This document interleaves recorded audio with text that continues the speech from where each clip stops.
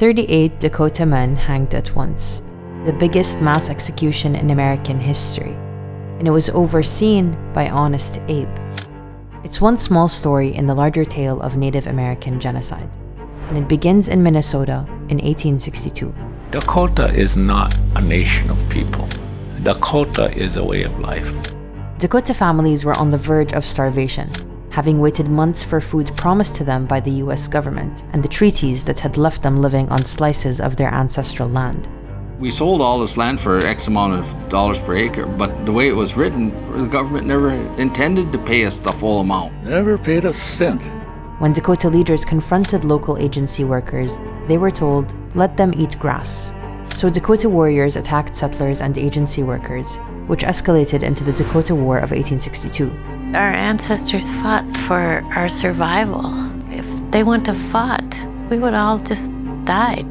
The governor said the Sioux Indians of Minnesota must be exterminated or driven forever beyond the borders of the state. And that is what they did.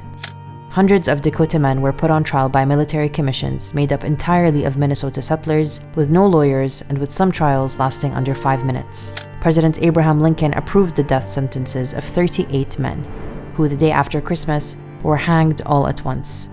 They were buried in a mass grave that was later dug up, their bodies to be used by doctors for medical training.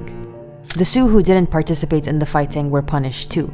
The state adopted a policy of paying white citizens to kill and scalp natives, and most of the remaining Sioux either died in concentration camps or were expelled from the state.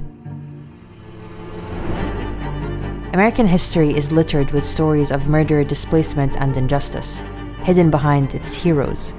This is just one tiny part of the story of Native American genocide, a story we want to explore further in our series, American Colonialism.